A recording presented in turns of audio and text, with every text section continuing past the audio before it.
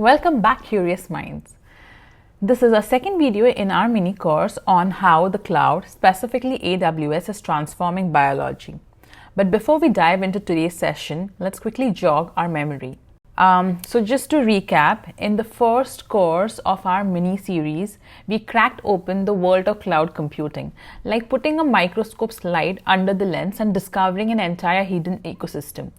We explored what cloud actually is, where it lives, again not in the sky but in the massive data centers, what are the different cloud services, what are different cloud deployment models. More importantly, we answered the big question, why should biologists care? We looked at how cloud services can transform the way we handle data, from sequencing runs to image analysis, and we broke it down using familiar analogies like PCR and lab environment. And again, very importantly, you don't need to be a developer in a hoodie to make sense of it all. If you ever have followed a lab protocol, you can follow a cloud workflow. Now, in the second part or the second video of this mini series, we zoom in on specific tools AWS offers for biologists. Tools designed to make your research faster, more scalable, and way more collaborative. So let's look into it. So here is a quick look at where we are in this mini course. As mentioned, we kicked off things with an introduction to cloud computing, what it is, why it matters, and how it's changing biology. Now we are in the course 2, the second course in the mini course, that is AWS for Biologists, diving into the tools, services, and real-world use cases tailored for scientific workflows. So let's jump in. So before we dive deeper into AWS, let's zoom out and look at the big picture. Now there are different cloud providers, as you can see here, like AWS, Microsoft Azure, and Google Cloud. They are kind of like different genomes. At glance, they all offer similar traits. They store data, run analysis, and support machine learning. But when you sequence them, looking at the factors like performance, support, scalability, and ecosystem, you start to see the differences in their architecture. Now, the chart that you see here, this is called as Gartner's Magic Quadrant. Think of it as like a phylogenetic tree for cloud platforms. The x-axis shows how visionary a platform is, how future-ready its strategies are. And the y-axis, that's execution, how well the provider can actually deliver on the vision. And as you can see, AWS is not just the leader in the quadrant, it's at the very top right here. That means it's both the most innovative and the most reliable one. It's not just surviving, it's thriving, especially in industries like finance, media, healthcare, and of course biology. Now, Microsoft Azure and Google Cloud are strong contenders as well. Azure works great in enterprise-heavy environments, especially where Windows tools dominate, whereas Google Cloud has a strong reputation in AI research. So if you're deep in machine learning, it's a good fit too. But for us biologists, AWS stands out because it has built a mature, flexible ecosystem specifically designed to support genomic research, healthcare data, and large-scale scientific computing. It's a backbone for major scientific institutes like Broad Institute and AstraZeneca. I'm sure you must have heard about these. Now, others like IBM and Alibaba and Oracle are still around, but for most researchers, they are either too niche, slower to evolve, or simply not as integrated. So in this course, we will be working with AWS, okay? Not just because it's popular, but because it's purpose built for the kind of science that we do. So here's a quick look at the global cloud market.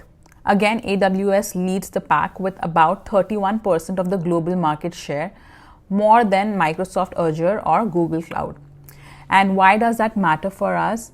Because dominance in cloud space brings major benefits for researchers, like more tutorials, tools, and community support, more integration with softwares we already use like Nextflow or Bioconductor, and better reliability because AWS has the infrastructure to keep your workflow fast and secure. Just to mention, this video is not sponsored by AWS, or I am not affiliated with AWS. This is just based on my experience. So, the more widely adopted a platform is, the more likely it is to be supported by open source tools, university IT departments, and global research institutions. So, as we start exploring AWS services for biology, you're not just learning some niche tech, you're learning the industry standard. Now let's break down the actual tools inside AWS, and only the ones that probably would be mostly used often by the biologist, okay? Alright, let's talk about the actual tools inside AWS, the stuffs you'll use as a biologist. So initially the names might feel a jumble, like S3, EC2, Lambda, batch. It's like you have been handled a pipette set with no labels. So for me, just to remember this, I made this simple sentence. Some experiments let biologists observe science. So, first one is Amazon S3, S. This is where you store your data. Think of it like a super organized, endlessly scalable hard drives in the cloud. FASTQ files, images, scripts, dump it all here. It's reliable, secure, and used by almost every AWS customer. We will also be using S3 when we are storing our data for our hands-on tutorials. The next one is EC2. EC2 is like your computing power. You can launch virtual machines with the specs you need. Let's say you need 2 CPUs for a small task, or 96 CPUs to process your sequencing run. You can choose exactly what you want and only pay for the time you use. But under free tier, you don't have to pay for certain hours, which we will discuss later. Then the third one is Lambda, a tool that runs small bits of code only when needed. It's great for automating a little task like renaming files, starting a job when data lands, or sending an alert when something finishes. You don't have to worry about managing any servers. Okay. Then the fourth one is batch. Batch is like your task schedulers. If you're running large batch jobs, let's say you're processing 100 samples or running a simulation many times, you'll love this AWS batch. It automatically handles the scheduling and scaling of compute jobs. The next one, which is very exciting for us, is Amazon Omics. Okay, so this is a new set of service built specifically for genomics and health data. You can upload your FASTQ files, align them, call variants, and analyze everything, all within AWS.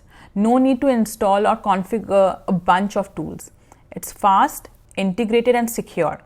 I'll talk about this in the next few slides. And finally, there's SageMaker.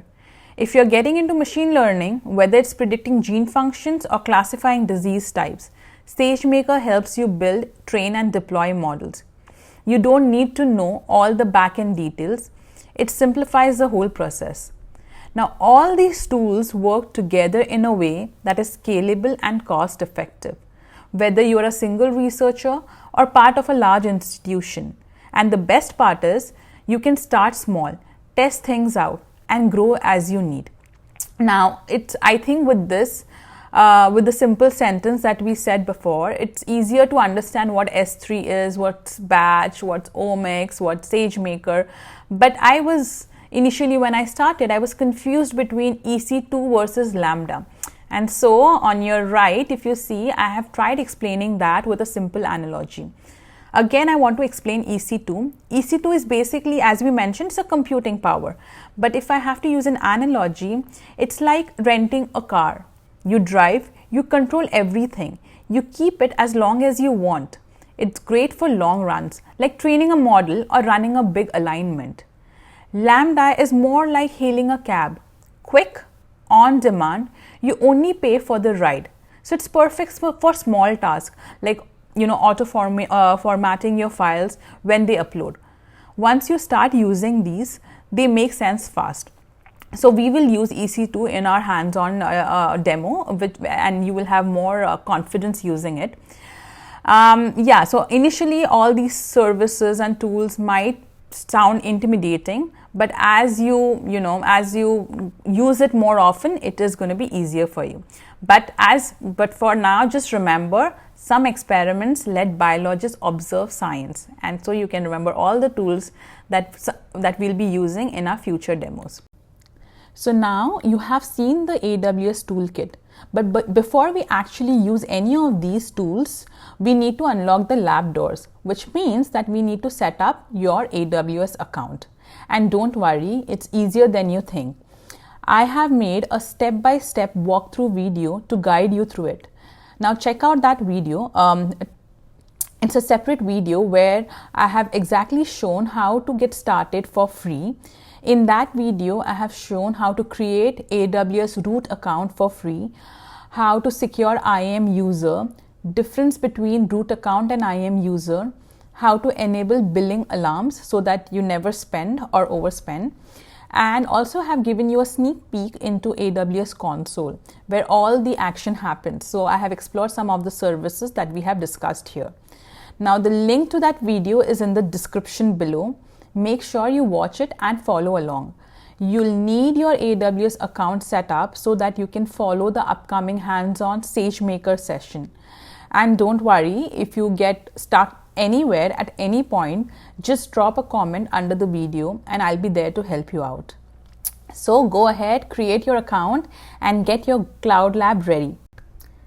Now, before we wrap up, I just wanted to talk in detail about one such AWS service that feels like it was designed just for us, and that is Amazon Omics, or also called as Amazon HealthOmics, that we briefly touched upon.